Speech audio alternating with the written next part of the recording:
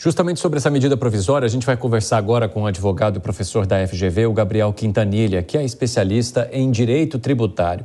Doutor, seja muito bem-vindo, é um prazer falar contigo. Gostaria de entender se uma mudança como essa pode vir por medida provisória ou se há algum tipo de inconsistência que deveria passar por uma atribuição, por uma decisão do Congresso Nacional. Bom, é um prazer muito grande estar aqui com vocês. E efetivamente, essa discussão ela é muito importante para a arrecadação brasileira e para o setor de apostas. Seria possível, sim, a criação desses tributos por meio de medida provisória. É claro que há uma discussão importante que pode ser levantada acerca da necessidade de lei complementar, tendo em vista que estaria sendo criado um novo tributo. E a criação de um novo tributo, principalmente no tocante às contribuições especiais, estaria reservada à lei complementar, conforme previsto no artigo 195, parágrafo 4º da Constituição. Então, esse questionamento ele é possível. A meu ver, é bastante provável que esse questionamento não seja muito bem sucedido, porque efetivamente não se trata do exercício da competência residual, mas sim da criação de contribuições que já existem no Brasil, aplicáveis especificamente para o setor de apostas, que até então não era regulamentado. Mas é possível sim esse questionamento. Doutor, o Nelson Kobayashi está aqui conosco. Nelsinho, pode ficar à vontade. Professor Gabriel, um prazer falar com o senhor, muito boa noite. Eu gostaria de saber exatamente dessa discussão, porque consultei alguns colegas tributaristas também e vejo que tem opiniões diversas nesse sentido aí da possibilidade da MP em matéria tributária, né? O senhor tem algum precedente, algum caso específico que a gente tenha visto aí nos últimos anos de criação de tributo ou aplicação de tributo por via da medida provisória? Excelente discussão, Nelson. A questão é a seguinte: a medida provisória é um instrumento parlamentarista no governo presidencialista, né? A medida provisória ela é utilizada em situações de relevância e urgência. Infelizmente, o STF, já há mais de 2 décadas, pacificou o entendimento que é possível a utilização da medida provisória em matéria tributária. O grande problema é que existem alguns assuntos que só podem ser tratados por lei complementar.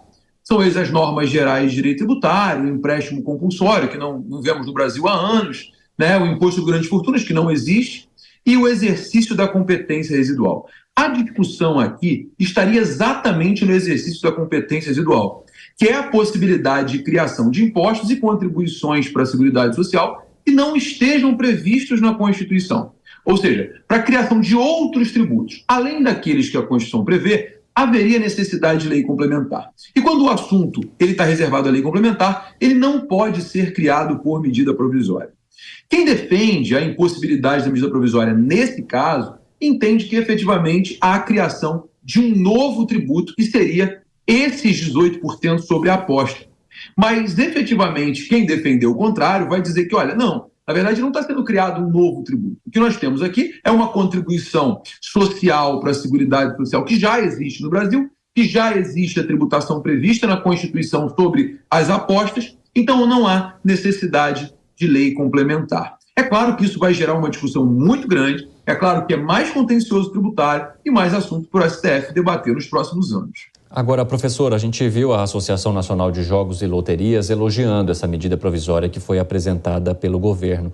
Na visão do senhor, qual que é a importância de alguma forma colocar essas bets, né, que a gente tem falado, essas apostas nesse campo tributário e nesse campo de regulação também pelas autoridades federais?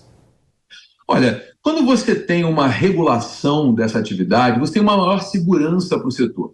É um setor que cresce demais no Brasil e no mundo inteiro. Mas, efetivamente, muitos brasileiros ainda têm medo de utilizar o site de aposta, porque como não havia uma regulamentação específica, a maioria desses sites ficava fora do Brasil. Buscavam outorgas no exterior para poder funcionar aqui e não pagavam tributos aqui. Então, os brasileiros agora que tinham essa dúvida passam a ter a tranquilidade e a segurança de fazer apostas aqui no Brasil, fazer apostas em sites que efetivamente terão sede aqui. Isso traz uma maior segurança. Por isso que o setor comemora bastante essa discussão da regulamentação do site de aposta. Porque, efetivamente, o setor passa a dizer, não, peraí, nós temos outorga aqui, nós funcionamos aqui no Brasil, pode confiar na gente. Agora, me chama a atenção uma alíquota de 18%. Sim. Cá entre nós, a alíquota de 18% é bastante elevada.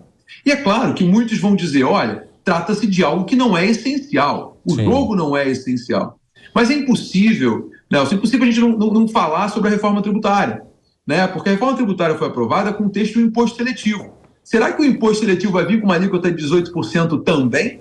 Ou seja, a gente vai ter um IBS de 25% mais o imposto seletivo de 18%?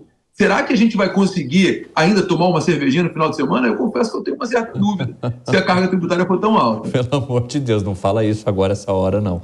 Vai lá, Nelsinho. Professor, a gente viu que teve até uma crítica do senador Cajuru de que isso não deveria ser por medida provisória, porque já tem projeto sobre isso no Congresso Nacional e onde é um fórum mais adequado para o debate, para a discussão, para a participação popular. É mais democrático que isso partisse do próprio Congresso, né? No seu ponto de vista, como um professor de tributário, o que o Congresso poderia melhorar nesse texto que foi apresentado da medida provisória? Quais são os pontos positivos e negativos? Como o Congresso poderia adequar essa regulamentação do ponto de vista tributário? Tem o que possa ser melhorado nisso? Algum outro aspecto? Olha, tem, sem sombra de dúvidas. Quando há um debate popular, você sempre vai ter uma vantagem de ouvir os setores, de ouvir todos aqueles que estão envolvidos, né? Quando você tem medida provisória, você tem a vontade do governo, não a vontade do povo. É claro que esse debate acontecendo no Congresso Nacional, a gente pode ter, por exemplo, uma rediscussão sobre essa alíquota. Será que ela é, de fato, a alíquota adequada? Um outro ponto relevante, 30% de imposto de renda para o apostador, acima da faixa de isenção, é um valor extremamente elevado. Afinal de contas, por que 30%? De onde vem os 30%, se afinal de contas a tributação de ganho de capital tem uma alíquota que vai de 15% a 22,5%? Dá a impressão de desincentivar mesmo as apostas, né? Exatamente. O que parece é que a lógica do governo é vamos acabar com as apostas. Vamos deixar isso num valor muito elevado para que as pessoas passem a não apostar ou até mesmo as pessoas continuarão apostando em sites no exterior sem regulamentação no Brasil e você vai acabar tendo um setor ainda um tanto quanto confuso e com uma concorrência desleal. Professor, só para a gente finalizar, eu gostaria de saber o seu ponto de vista também sobre os caminhos dessa arrecadação, né? Porque o governo coloca 10% para a Seguridade Social, 0,82% para a Educação Básica, 2,55% para o Fundo Nacional, 1,63% para clubes e atletas profissionais e 3% para o Ministério do Esporte. Isso pode ser contestado, essas quantidades encaminhadas para cada setor, ou isso deva ser algo já pacificado? Eu acho que isso vai muito de acordo com o que o Nelson estava falando, né? Porque quando você tem um debate popular, você tem uma discussão melhor de para onde vai esse dinheiro, de qual vai ser a destinação desses valores. E a gente não pode esquecer que existe mais um ponto. Na medida provisória, o governo ele vai se apropriar caso o apostador não saque aquilo que ele ganha em 90 dias. E esse dinheiro vai ser destinado ao FIES até 2028. Que é bem parecido com o que acontece com a loteria também, né? Exatamente, a lógica é a mesma. Mas o ponto é isso que a gente precisa hoje? A sociedade precisa dessa destinação ou efetivamente é uma vontade exclusiva do governo? Particularmente, eu acho que um debate nas casas legislativas pode melhorar muito esse texto, melhorar até mesmo essas destinações que ficaram muito determinadas, muito definidas e de acordo com a vontade governamental e não de acordo com a vontade dos representantes do povo. Professor da FGV, Gabriel Quintanilha, obrigado por conversar com a gente nesta noite. Até a próxima. Um prazer, até a próxima.